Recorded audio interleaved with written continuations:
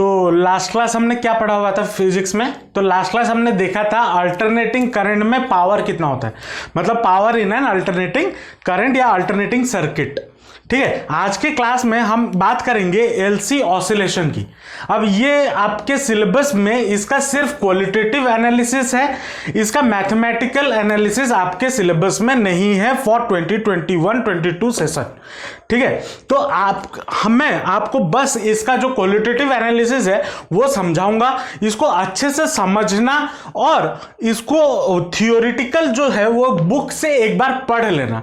इसके बेसिस पे एमसीक्यूज बहुत अच्छे अच्छे बन सकते हैं थियोरिटिकल बेसिस पे। तो समझते हैं एलसी ऑसिलेशन है क्या।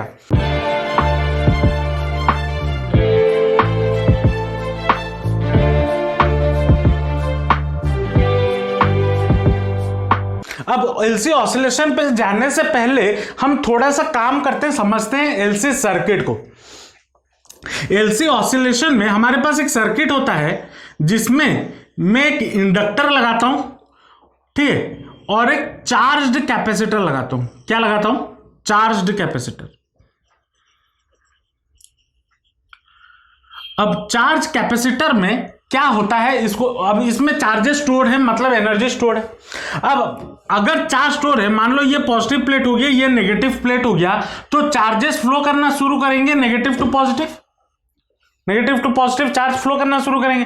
अगर फ्लो किए तो इसमें क्या जाएगा? करंट दौड़ेगा। अब ये मैं आपको एलसी ऑसिलेशन नहीं समझा रहा हूं, इसका प्रिंसिपल समझा रहा हूं, बाद में जाएंगे एलसी ऑसिलेशन पे।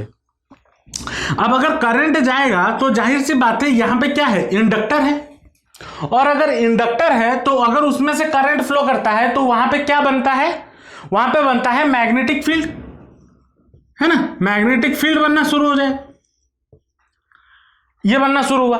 अब जैसे जैसे अब यहां पे कैपेसिटर में अनलिमिटेड चार्जेस तो नहीं होता ना, यहां पे अनलिमिटेड चार्जेस नहीं होते, यहां पे एक लिमिटेड अमाउंट ऑफ चार्ज होता है। जब ये लिमिटेड अमाउंट ऑफ चार्ज खत्म हो जाएगा तब क्या होगा? तब यहां पे मैग्नेटिक फील्ड कंप्लीट बन जाएंगे, क्योंकि इसके अलावा इससे ज्यादा और मैग्नेटिक फील्ड नहीं बन सकता। क्यों नहीं बन सकता? क्योंकि और करंट है ही नहीं। उसके बाद जब ये मैग्नेटिक फील्ड बन गया, मैग्नेटिक फील्ड फर्दर क्या बनाता है? एक इंड्यूस्ड ईएमएफ भी बनाता है, हमने पढ़ा हुआ है। तो यहां पे मैग्नेटिक फील्ड फिर क्या होगा? फिर से घटना शुरू हो जाएगा। घटना जब शुरू होगा वो क्या बनाएगा? एक इंड्यूस्ड ईएमएफ बनाएगा, और अगर इंड्यूस्ड ईएमएफ बनाया तो फिर क्या होगा? फिर करंट फ्लो करना शुरू करेगा और इसमें चार्जेस स्टोर होना शुरू हो जाएंगे फिर से। तो ये जो कंटिन्यूअस प्रोसेस यहां पे चल रहा है, चार्ज का निकलना, मैग्नेटिक फील्ड बनाना, फिर मैग्नेटिक फील्ड से इंड्यूस्ड ईएमएफ बनना, और फिर से इसमें चार्ज स्टोर होना, इसी फेनोमेना को हम बोलते हैं एलसी ऑसिलेशन। और कोई बात नहीं है, समझे? तो अब हम समझते हैं एलसी ऑसिलेशन होता क्या है और ये काम कैसे करता है, और हम इसे ऑसिलेशन क्यों बोलते हैं। ठीक है, कॉपी में 5 डायग्राम बनाऊंगा, मतलब बोर्ड में अभी मैं 5 डायग्राम बनाऊंगा, उसको आराम से लिखते हुए चलना।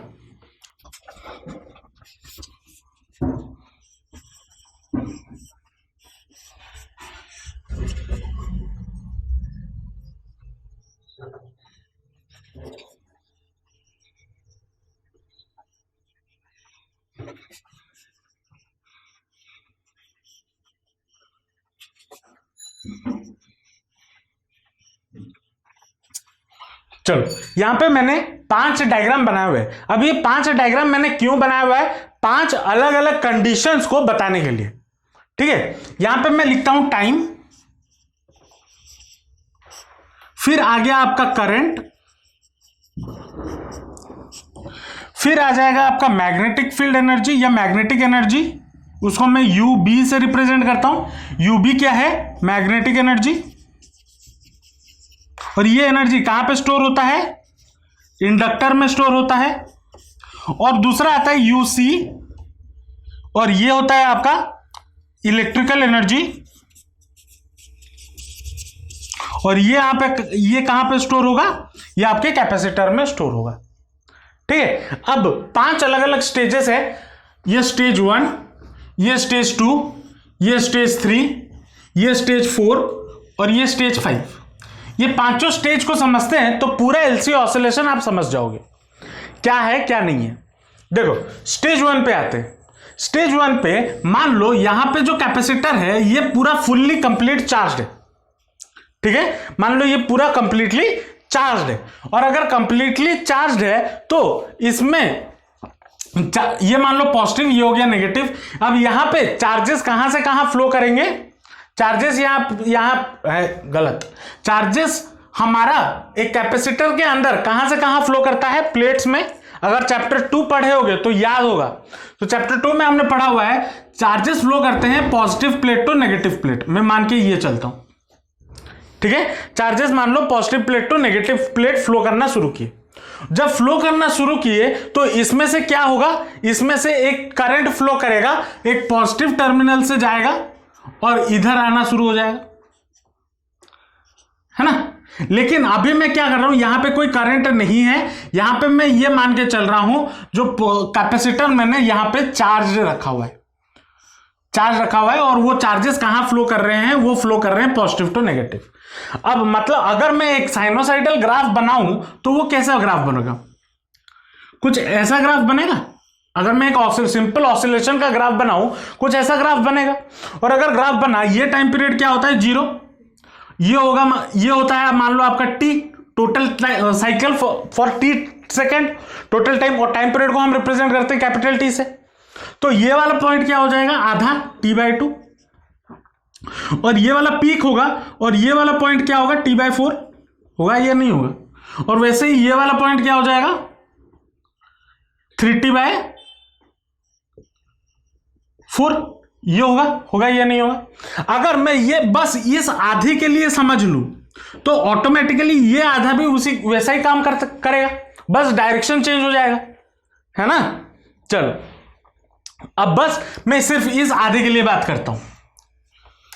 अब मान लो जब मैं टाइम मेरा क्या हो, 0 पे हो, टाइम पीरियड मेरा क्या हो, 0 पे हो। अगर 0 पे हुआ तब करंट हमारा इसमें कितना फ्लो कर रहा है, अभी के स्टेज में कोई करंट फ्लो नहीं कर रहा, कर रहा है, नहीं कर रहा, तो नहीं कर रहा तो करंट हो गया मेरा 0। और यहां पे मैग्नेटिक एनर्जी कुछ है नहीं, क्योंकि यहां पे अभी तक मैंने करंट फ्लो कराऊंगा तभी तो यहां पे मैग्नेटिक एनर्जी बनेगा, तो नहीं, तो मैग्नेटिक एनर्जी मेरा कितना बन गया 0। और इलेक्ट्रिकल एनर्जी मेरा कितना होगा, मैक्सिमम, सबसे ज्यादा, क्योंकि ये क्या है, मैंने क्या लगाया हुआ है, एक चार्ज कैपेसिटर लगाया हुआ है, तो ये हो जाएगा आपका मैक्सिमम। होगा या नहीं होगा। अब आ जाते हैं स्टेज 2 पे। स्टेज 2 पे क्या होगा, पॉजिटिव टू नेगेटिव चार्ज आ रहा है, और तो इसमें से करंट बनना जाना शुरू हो जाएगा, कुछ ऐसे। मान लो आई करंट गया, स्मॉल आई करंट गया, ठीक है, और आई करंट जाएगा तो यहां पे क्या बनेगा, एक मैग्नेटिक फील्ड बनेगा या नहीं बनेगा। और बनते बनते एक टाइम ऐसा आएगा जहां पे ये मैग्नेटिक फील्ड क्या बन जाएगा, पीक हो जाएगा, होगा या नहीं होगा। तो अगर मैं टाइम पीरियड यहां पे T/4 लू, T/4 कब होगा, देखो यहां पे देखो, T/4 कब होगा, ये हो गया 0, ये जब पीक है तब होगा आपका T/4, होगा या नहीं होगा। तो जब टाइम पीरियड मेरा क्या हो जाएगा T/4, तब यहां पे क्या हो जाएगा, मेरा जो यहां पे सारा का सारा जो करंट है वो कितना होगा, मैक्सिमम, करंट मैक्सिमम होगा या नहीं होगा। क्यों मैक्सिमम होगा, क्योंकि इसमें से सारा का सारा चार्जेस निकल चुका होगा, और निकल के वो चार्ज सारे किस में कन्वर्ट हो गए होंगे, वो सारे मैग्नेटिक फील्ड में कन्वर्ट हो गए होंगे। समझ रहे हो या नहीं समझ रहे हो अंचल? Yes sir. चलो, तो अब मैग्नेटिक फील्ड यहां पे कितना हो गया, मैक्सिमम, और जो कैपेसिटिव या इलेक्ट्रिकल एनर्जी कितना हो गया यहां पे, 0, नल।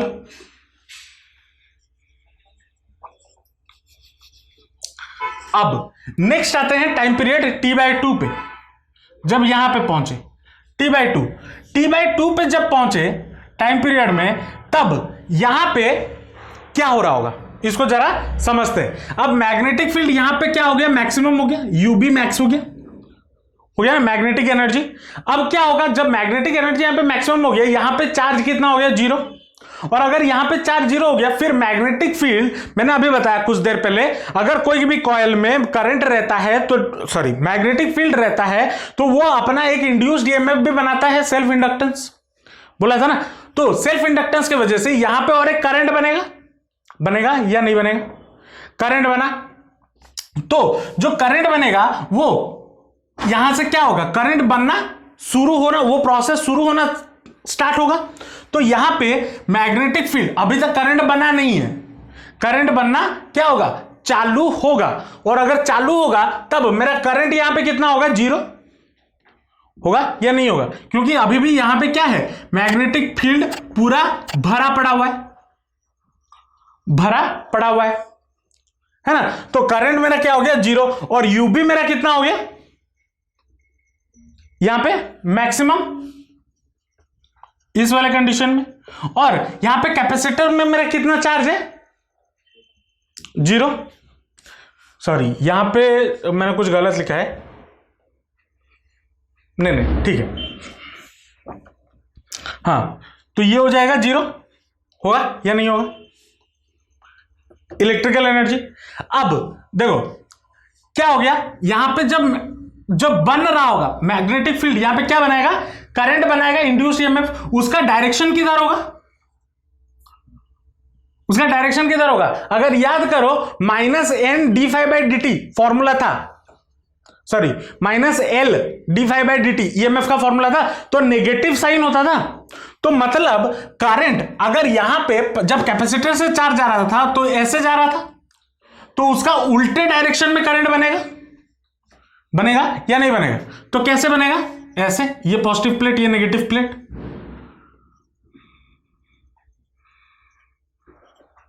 बनेगा या नहीं बनेगा, सॉरी ये तब बन जाएगा ये नेगेटिव प्लेट और ये पॉजिटिव प्लेट, बनेगा या नहीं बनेगा। और यहां से मैग्नेटिक फील्ड बनते बनते क्या हो जाएगा, यहां से घटना शुरू होगा मैग्नेटिक फील्ड, और यहां पे चार्जेस क्या होना शुरू हो जाएगा, यहां पे चार्जेस कैपेसिटर में स्टोर होना शुरू हो जाएगा, और जब स्टोर होना शुरू हो जाएगा तब यहां पे क्या हो जाएगा, यहां पे मैं टाइम ले लेता हूं 3T/4 टाइम ले लेता हूं, और तब करंट मेरा कितना हो जाएगा, करंट मेरा क्या होगा, मैक्सिमम होगा, और यहां पे जो मैग्नेटिक एनर्जी होगा वो कितना होगा 0 होगा, सॉरी नहीं मैक्सिमम होगा, 0 कैसे होगा, मैक्सिमम होगा। देखो ये हो गया T0, ये हो गया T/4, ये हो गया T/2, ये हो गया 3T/4, ये हो गया T। यहां पे मेरा मैक्सिमम हो रहा है या नहीं हो रहा, 3T/4 क्या मैक्सिमम हो रहा है, यहां पे क्या ज्यादा हो रहा है, चार्जेस यहां पे आ रहे हैं ना, अभी आ रहे हैं, तो यहां पे कहां से आ रहे हैं, यहां से आ रहे हैं, यहां पे घट रहा है, तो यहां पे बढ़ रहा होगा और यहां पे घट रहा होगा, तो यहां से घट रहा है तो मतलब यहां पे 0 होगा, सॉरी हाँ यहां पे 0 होगा, मैक्सिमम बोला क्या, हाँ 0 होगा, और यहां पे क्या हो जाएगा, कैपेसिटिव मैक्सिमम होगा या नहीं होगा। और अगर मैं फिर टाइम टी पे आ जाऊं, टाइम पीरियड टी में आ जाऊं, तो यहां पे क्या हो जाएगा, यहां पे पूरा का पूरा ये पॉजिटिव प्लेट बन जाएगा, ये नेगेटिव प्लेट बन जाएगा, और इसमें चार्जेस फिर से स्टोर हो गए कंप्लीटली, और यहां पे मैग्नेटिक फील्ड अभी कितना हो गया 0, कोई भी मैग्नेटिक फील्ड नहीं, तो यहां पे क्या हो जाएगा, करंट हो गया 0, फिर मैग्नेटिक फील्ड हो गया 0, और इलेक्ट्रिकल फील्ड हो गया मैक्सिमम। तो एक कंप्लीट साइकिल के लिए क्या हो रहा है, पहले यहां पे क्या था, इलेक्ट्रिकल एनर्जी ज्यादा था, मैग्नेटिक फील्ड 0, फिर धीरे धीरे क्या हुआ, T/2 आधे में मैग्नेटिक फील्ड ज्यादा हो गया, फिर 0 हो गया T/2 टाइम पे, फिर क्या हो गया, फिर करंट घटना शुरू हुआ, फिर से करंट घटना घटना शुरू हुआ, घटना मतलब या मैग्नीट्यूड उसका चेंज होने लगा। अब देखो कैसे चेंज हुआ, पहले ये पॉजिटिव ये नेगेटिव था, इधर ये पॉजिटिव ये नेगेटिव हो गया, तो यहां पे कैपेसिटर का पोलरिटी चेंज हो जा रहा था, और इसीलिए मैंने उसका नीचे वाला ग्राफ बनाया। तो यहां पे जो चीज हुआ, यहां पे बेसिकली क्या हुआ, अगर यहां पे कोई भी लॉस नहीं हो रहा होता, एक बार आप चार्ज कैपेसिटर लगा दो तो ये एनर्जी बार बार इलेक्ट्रिकल एनर्जी और मैग्नेटिक एनर्जी में कंटिन्यूअस कन्वर्ट हो रहा होगा, इसमें एनर्जी का कोई लॉस भी नहीं है। तो एनर्जी को स्टोर करने का एक बहुत आसान तरीका यह बन गया। अगर मान लो मुझे इलेक्ट्रिकल एनर्जी को स्टोर करके रखना है और मुझे वो खत्म नहीं करना है, तो मैं उसको कैसे स्टोर कर सकता हूं, एक एलसी ऑसिलेशन के फॉर्म में स्टोर कर दूंगा, तो उसमें कोई लॉस ही नहीं होगा, वो कंटिन्यूअस बन रहा होगा। मुझे अगर उसमें से थोड़ा मैग्नेटिक एनर्जी चाहिए, मैं कटोरी लेके जाऊंगा, थोड़ा सा निकाल के ले आऊंगा। तो ये कहानी आपका है एलसी ऑसिलेशन का। अगर मैं इसका पूरा का पूरा ग्राफ बनाऊं तो इसका ग्राफ कुछ कैसा बनेगा, तो इसका ग्राफ क्या होगा, ये किसके लिए मैं बात कर रहा हूं, ये मैं बात कर रहा हूं आइडियल एलसी ऑसिलेशन की, आइडियल एलसी ऑसिलेशन की। तो उसका ग्राफ क्या होगा, कुछ ऐसा होगा, कंटिन्यूअस चलता ही जाएगा, चलता ही जाएगा, चलता ही जाएगा। और अगर ऐसा होता आइडियल कंडीशन में, हम कोई भी सिग्नल भेज रहे हैं वो तो एनर्जी ही होता है ना, कोई भी सिग्नल अगर भेज रहे हैं वो तो बेसिकली एनर्जी ही होता है। तो अगर मैं सोचो ऐसा होता कि दिल्ली में कोई बैठा हुआ, या थोड़ा दिल्ली में छोड़ दो, मैं मान लो कोई मान लो बात करते हैं भुवनेश्वर की या कटक की, कटक में कोई बैठा हुआ है, ठीक है, वो वहां से वाईफाई सिग्नल छोड़ता और यहां पे आप राउरकेला में बैठे बैठे कनेक्ट कर लेते, अगर ऐसा एनर्जी होता, क्योंकि यहां पे एनर्जी खत्म तो नहीं हो रहा ना, वो तो कंटिन्यूअस फ्लो करते हुए जा रहा है, और आपको जो वाईफाई में सिग्नल मिलता है वो यही तो है, तो ये तो कभी खत्म ही नहीं होता। लेकिन क्या ये रियली या एक्चुअल में होता है, तो आंसर है नहीं। ये सिर्फ और सिर्फ आइडियल कंडीशन के बारे में हम बात कर रहे हैं, क्योंकि प्रैक्टिकली अगर आप देखो तो जो इंडक्टर यहां पे लगाया गया है वो किससे बना हुआ होगा, वो कोई मेटल से बना होगा, कॉपर वगैरह से, स्टील से, कोई भी कॉइल है ना वो, और उसका खुद का खुद एनर्जी कुछ होता है, सॉरी रेजिस्टेंस कुछ होता है, एनर्जी बोल रहा हूं, रेजिस्टेंस होता है, और उस रेजिस्टेंस की वजह से वो कुछ ना कुछ एनर्जी हीट के फॉर्म में लॉस तो करेगा ही करेगा ना। तो इसीलिए अगर हम प्रैक्टिकल की बात करें तो हमें ऐसा ग्राफ नहीं मिलता, प्रैक्टिकल में हमें ग्राफ मिलता है कुछ ऐसा।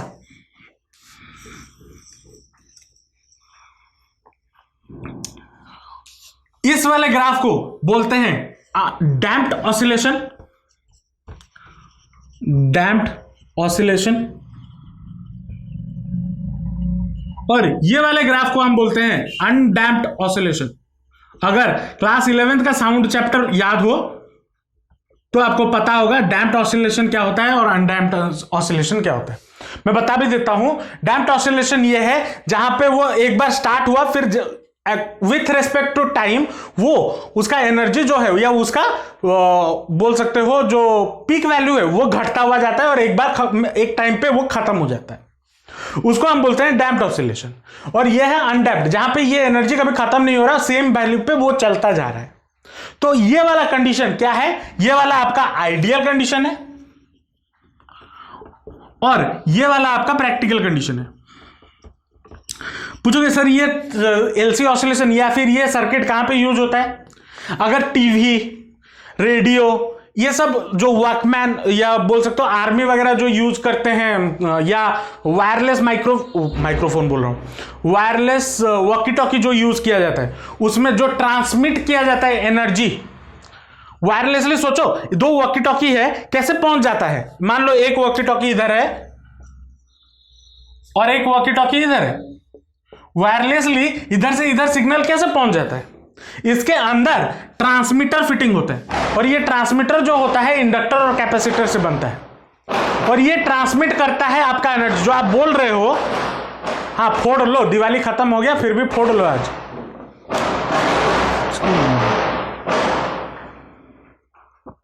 हाँ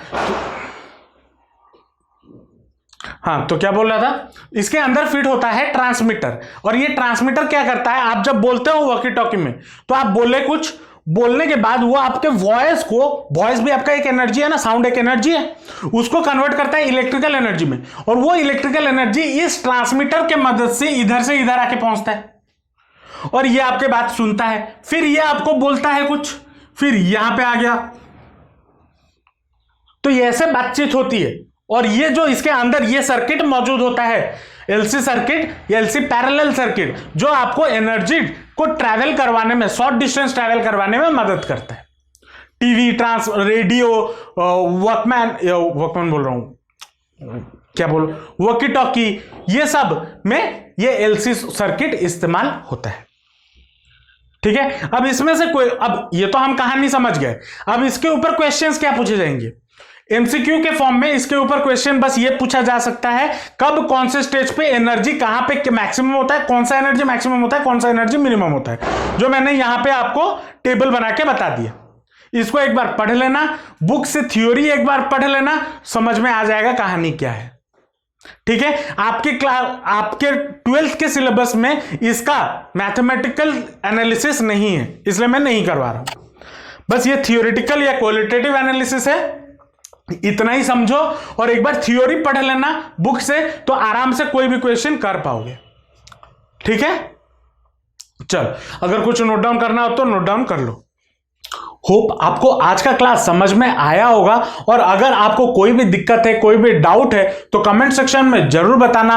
अगर आपको कोई भी प्रॉब्लम होता है, समझ नहीं आता है, आपका कोई भी क्वेरी है, कमेंट सेक्शन में जरूर बताना। और अगर वीडियो अच्छा लगा तो लाइक जरूर कर देना, और अपने दोस्तों के साथ शेयर जरूर करना, और जाते जाते चैनल को सब्सक्राइब कर देना, क्योंकि आपके पढ़ाई के रिलेटेड वीडियोस मैं अपने चैनल पे रेगुलरली अपलोड करता रहता हूं। तो मिलते हैं नेक्स्ट वीडियो में, till then all the best, जमकर पढ़ाई करते रहिए, and thanks for watching the video.